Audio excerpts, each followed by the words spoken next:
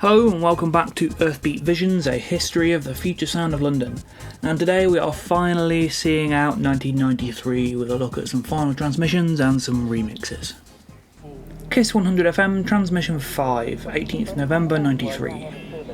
The 5th of 1993's Kiss FM transmissions begins bizarrely with the please select time zone speech from the Earthbeat central computer, last heard on the first test transmission over a year before, followed by a couple of minutes of environments. The show then launches into a selection of largely then contemporary music, not unlike the majority of the shows in the series. The Titanic track near the start is a surprisingly techno-leaning piece for this point in the year, with the previous couple of shows being more down-tempo oriented. Amidst the numerous currently unidentified tracks, and there are a lot in this show, there are also an increasing number of movie samples that Google has got no record of. I Need Your Help, You Saw It Work, Tell Me is a memorable one, undoubtedly from some obscure science fiction film. The It's Beautiful Over There on the Other Side sample is remarkably utopian in context of most of the samples the band use. Apollo 440's Liquid Cool appears many months before its release, undoubtedly given to the band so early as they would have been working on their remix at this point. The track sounds like a work-in-progress version, structurally different to the final mix. The first part closes with the From the Archives Volume 6 environment-style track Abandoned Incoming, which appears to be the first Lifeforms-era archives track that was broadcast. Part 2 has quite a heavy dub influence, starting with original rockers and moving through chunky dub-influenced electronica from the likes of Sabres of Paradise, Left Field and Manasseh Meets the Equalizer, and a lot of silent running quotes as usual. They throw in the first full FSOL track of the show, Vertical Pig, near the end, quite a striking change from the previous week's FSOL Heavy show. In fact, this is the only one of the 8 Kiss FM shows not to play a then unheard FSOL track, other than some exclusive environments. Part 3 opens with a 1978 piece by German multi-instrumentalist Stefan Mickus, leading into a less overtly electronic section, including an 80s King Crimson piece, and Path 5 from the upcoming Lifeforms single. The part closes with a very rare outing for Liquid Insects from the increasingly scarce Tales of Ephedrina. By this point it was clear the band were much happier playing unreleased material than tracks they'd already put out, something that would continue to be the case right through to the end of '95. Part 4 is the most heavily techno-oriented section of the show, albeit generally on the slower, more experimental side, with the likes of Air Liquide, Morganistic and Carl Craig. The section closes with the full album run of Flak, Birdwings and Dead Skin Cells, giving an idea that Lifeforms was taking a very solid shape at this point. The first half of Part 5 shifts focus to older music with Kraftwerk, Japan, dub from a mid-80s Sly and Robbie track and a number of unidentified pieces, before moving back to techno in the second half and finding more Lifeforms material in the form of a snippet of Room 208, leading seamlessly into Vit, suggesting a possible earlier running order of the album with the two tracks linked. There are also several samples from Mad Max Beyond the Thunderdome, which had obviously been on the video that week. The Gabriel Yared piece that opens the final section will be familiar to fans with keen ears, as it's been sampled and reused by the band a number of times over the years. Jazz is one of those strange elements that on the surface doesn't naturally go hand in hand with FSOL, and yet jazz elements are present throughout their career, back to '90 and right through to the present. We also get a sample about being inside the mainframe from The Lawnmower Man, another one of those films that end up being used a lot in 1994, and that's one of the most commonly used samples of the lot. The first half of Part 6 is pure ambient collage with a number of otherwise unreleased environments in there.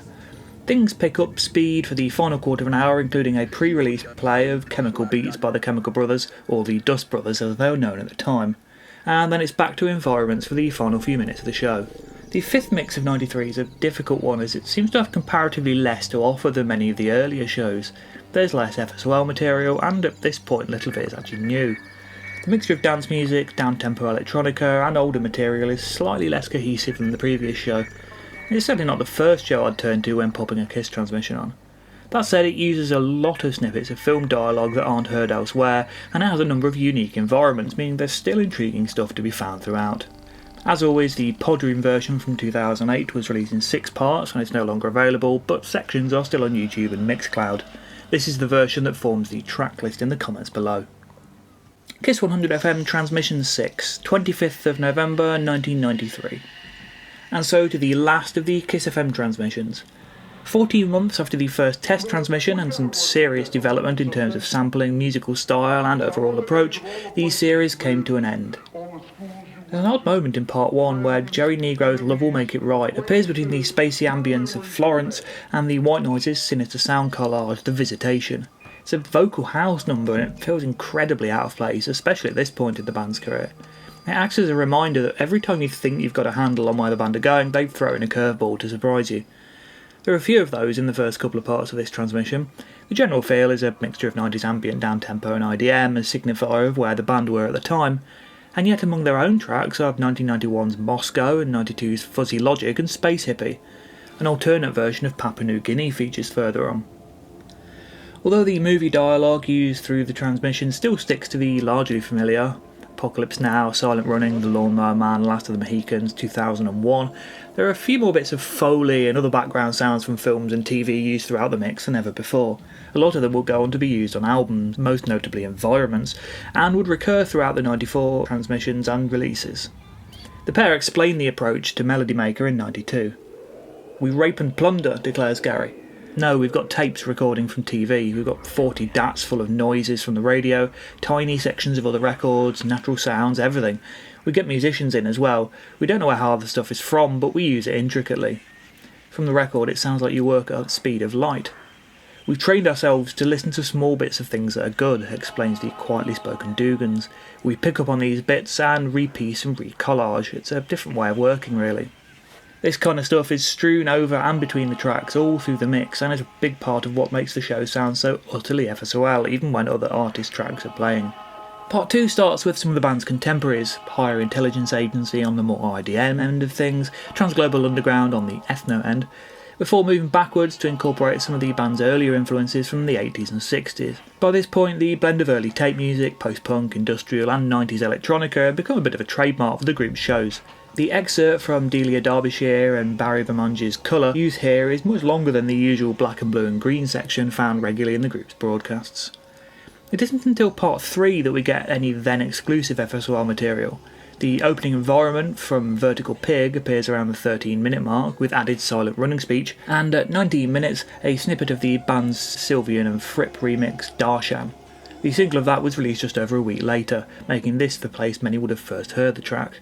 It's followed by the return of Johnny Quest in 20,000 Leagues Under the Sea, the 1965 audio drama regularly sampled on the 1994 3D Headspace tour shows that first appeared on the first 93 Kiss transmission many months before. A brief snippet of Dead Can Dance follows, a rare use of a group who helped propel FSOL to fame through their sample of Lisa Gerrard on Papua New Guinea. At the halfway mark, the tone of the show changes completely, and the band try out what could be considered another prototype for the following year's ISDN tour, much like the start of Transmission 4, as we are then treated to 70 minutes of unbroken FSOL material, almost entirely unreleased at the time. It even begins with the "This transmission coming up may rekindle your will to live" silent running sample, and there you are listening to a test transmission notification from the Earthbeat central computer, which sort of suggests that this is the start of a new section. After an unreleased environment, and an environment that would later form part of the intro to Dirty Shadows, there's a still unreleased version of Papua New Guinea. I've often wondered about the origin of this version. At nearly 7 minutes, it's much longer than any released mix, opening with a long ambient section, including a sample only heard on the Hamish MacDonald mix. Once the beats come in, there are violin samples, best known for their use on Lifeform's Path 2. The breakbeats themselves are pushed back in the mix and caked in a dubby delay, giving the track a far less dance floor friendly feel. It's a strong version, but difficult to pin down. Was this mix put together exclusively for the radio shows? Was it recorded at the same time as the 1992 single but not released? Either way, as with all appearances of the track in the group's transmissions, it feels very slightly out of place, a piece from a different era. And then on to environments. Lots of them. Indeed, there isn't another full track played for the remaining 20 minutes of part 4. Some were later released on the early From the Archives releases as Environments Gong and Environments Birds, others remain unreleased, and a lot went on to become intro and outro environments on tracks on both Lifeforms and ISDN, with additional silent running and Lawnmower Man dialogue on top. After an opening 90 minutes of largely beat-based music, this level of abstraction must have been utterly baffling to plenty of Kiss listeners. 6 minutes in the middle of part 4 were used as the soundtrack to Lifeforms AV on the Lifeforms video, released 7 months later, and includes snippets of Dead Skin Cells and a still unreleased track, the closest this section comes to full pieces. This also includes a brief section of Ill Flower, making the total number of Lifeforms tracks broadcast in some form or another before the album's release a staggering 16. What's most intriguing about this is the band were clearly confident in their choices at the time. Almost all the complete tracks broadcast at this point either made it to Lifeforms or ISDN, and the only material from the 93 Kiss shows that made it to From the Archive series was in the form of short environments, like the aforementioned two and Abandoned Incoming. The band's later ISDN tours would include a lot of unreleased material, but just about everything transmitted in 93 seemed to have come from the Definites pile. Part 4 closes on the Rachmaninoff Hendrix sampling environment.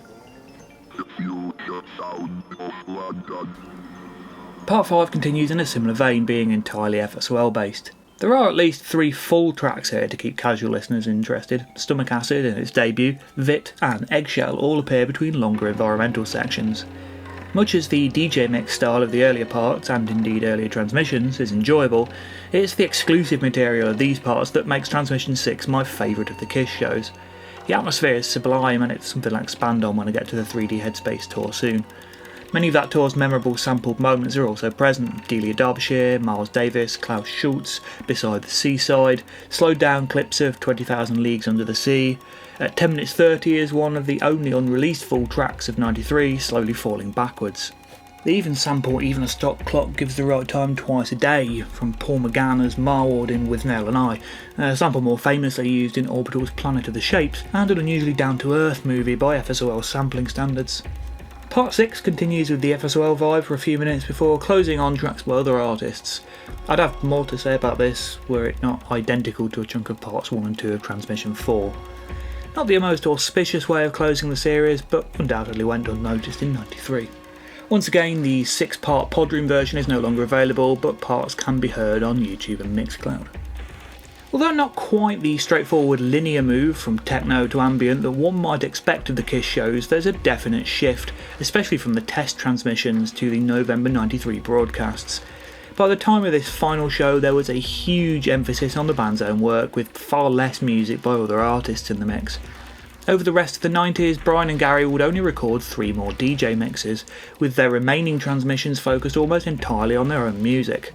In this context alone, the Kiss transmissions are a fascinating and essential piece of the FSOL jigsaw, necessary to understand the development of the group's unique approach.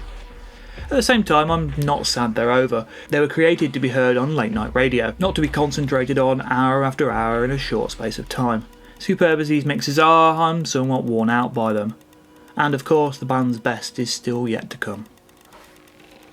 BBC Radio 1 Essential Mix, 4th of December 1993. Although their regular slot on Kiss FM concluded at the end of November, Bryan and Garry continued their transmissions almost immediately, being invited to provide a show for Pete Tong's esteemed Essential Mix programme on BBC Radio 1. Kiss FM was a London-based station with, in the grand scheme of things, fairly low coverage. With Radio 1 as a national broadcaster, this was the first opportunity most people got to hear the band's increasingly hyped radio material. As a result, it's one of the most widely bootlegged of all the band's broadcasts, and has become one of the most well-loved episodes of the show's long and varied history. Once again, YouTube comments are full of people with fond memories of having their minds blown from such an uncharacteristically odd mix on what was generally a more straightforward dance music show. It was one of the first transmissions I heard due to the easily available bootleg. At the time I didn't like it that much, largely because of the comparative lack of actual FSOL, although I used to put it on for the cold cut track alone. Over the years the show has grown on me. Pete Tong was already a fan of the band, and through contacts with Rob Manley, the invite to get FSOL on board was pretty straightforward. The show begins with some Lifeforms environments before the usual "this transmission coming up may rekindle your will to live" intro. There then follows quite a few more minutes of ambient collage, including Cascade's opening environment, before the first track finally appears around the 5-minute mark. In terms of the material played on the show, the most notable aspect is how much of it is repeated from the Kiss transmissions. This mix might be best described as a condensed version of those previous mixes, or even a best of, comprising the band's favourite tracks and runs of tracks from the 12 hours of radio they put together over the previous year. There are still a handful of totally new tracks present, but the majority of the material is stuff they'd already played. As was normal for the Essential Mix shows, a tracklist was published, and as is normal for FSOL, it was full of errors. There's a track called 13th Floor by Access, released on the Elevate label, of which there's no trace online anywhere. Given that the track following it is Elevator on the 13th Floor Spectrum label, it's generally considered that the listing, other than Axis, is an error. The true identity of Axis remains unknown. Published tracklist also includes The Cauldron by Third Ear Band, a track which is very much not present in the mix.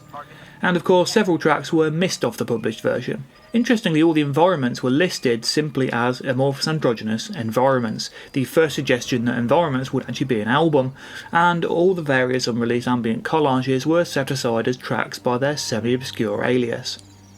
Interestingly, one of the tracks listed as environment is actually Birdwings.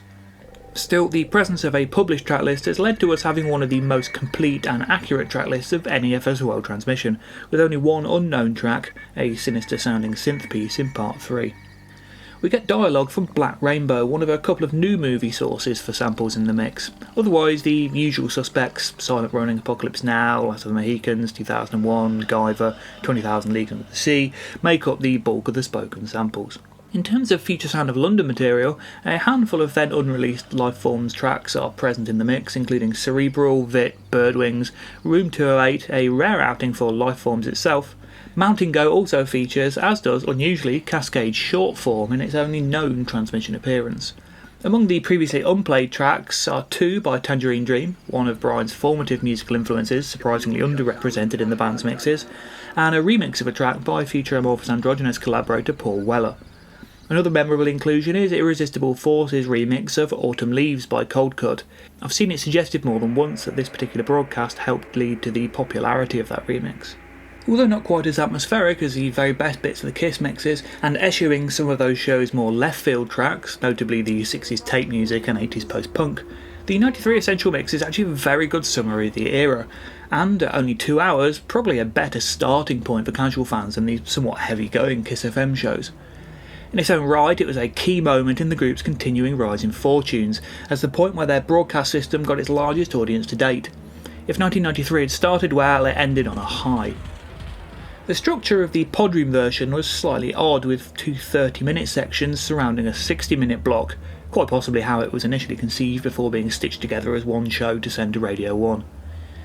As with most of the band's mixes, the Podroom version went offline many years ago, but there are countless bootleg versions complete with Pete Tong's occasional announcement on YouTube and Mixcloud. The cover uses a similar image to the Kiss FM covers, and amusingly includes the Radio 1 logo from 1970 to 1973. Once again, tracklist in the comments.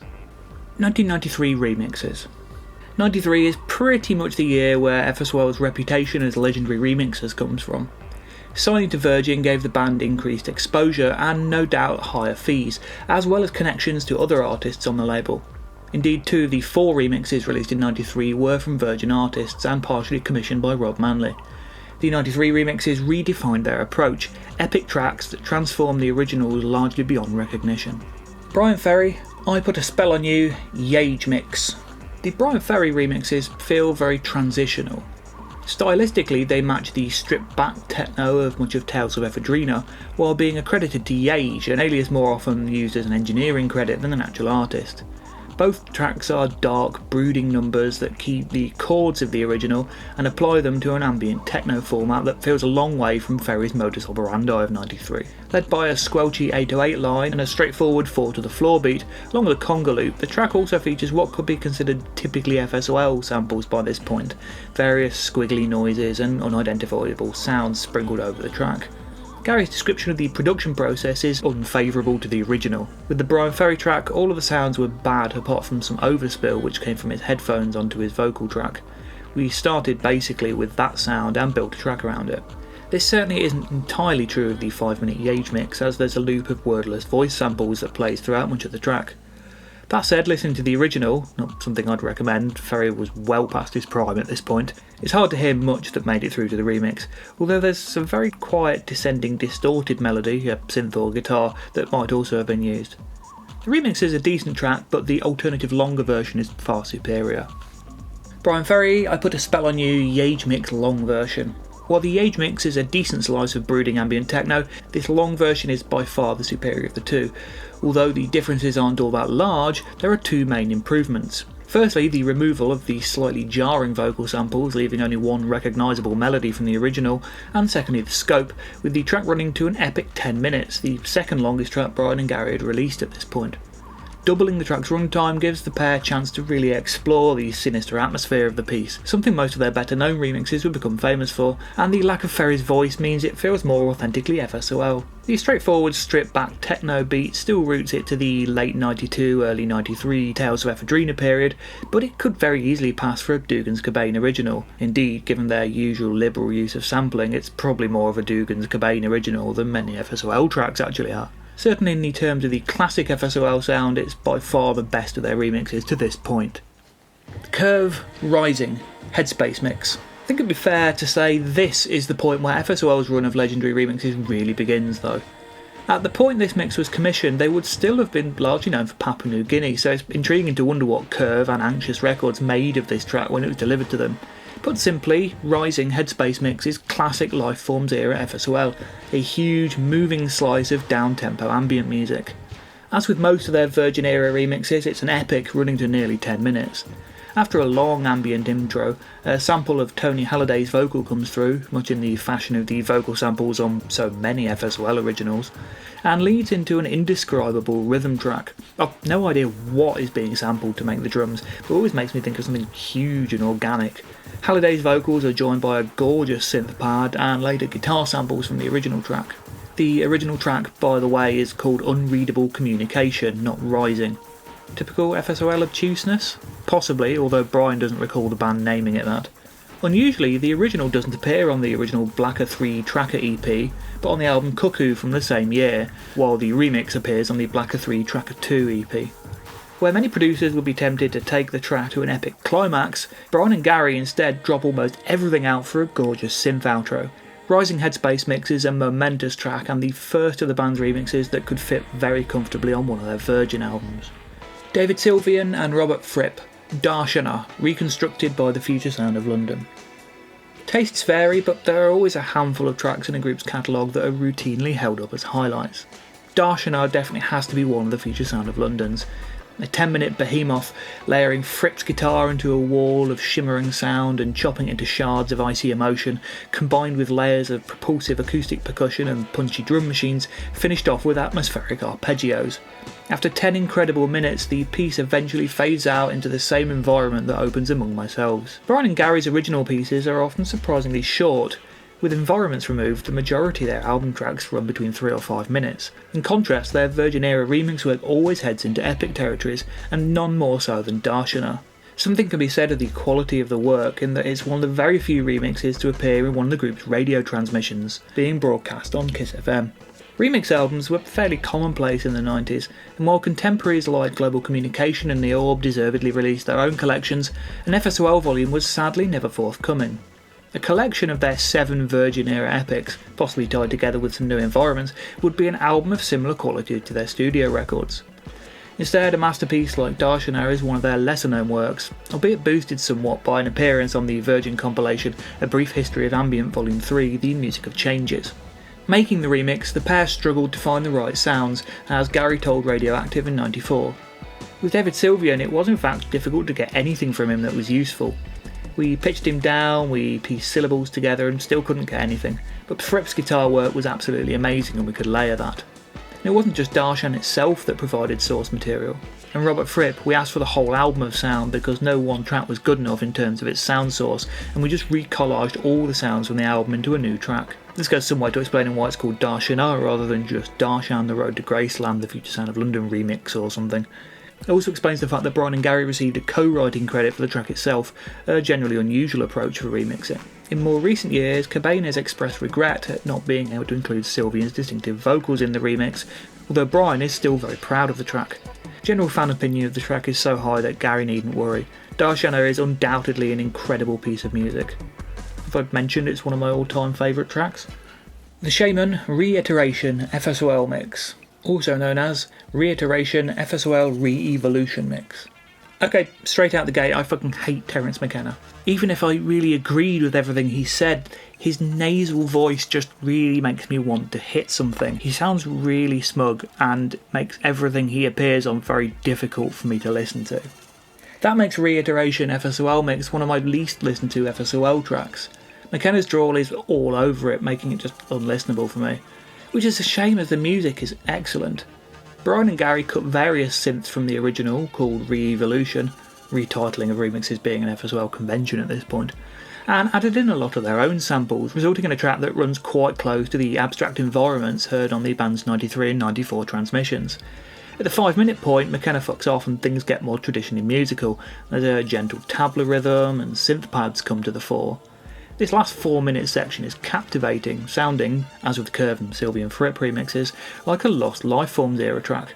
Tremendous shame that anyone who doesn't like McKenna has to sit through the first half of the track to get to it. The remix was created for the Shamen's 1993 remix album Different Drum, a rare example of an FSOL mix not available on a single, and it later appeared on the Budget remix compilation entitled Hysterical. And that's it for 1993. I would love to hear your thoughts on these transmissions and the remixes, especially Essential Mix 93, which is one of the most widely remembered of the band's transmissions and one people have been asking about. Do give me your comments below, I'd love to read them. There are also like, subscribe and share buttons you might like to press. And I'll be back next time, opening up 1994 with the start of the 3D Headspace ISDN tour. I hope to see you then.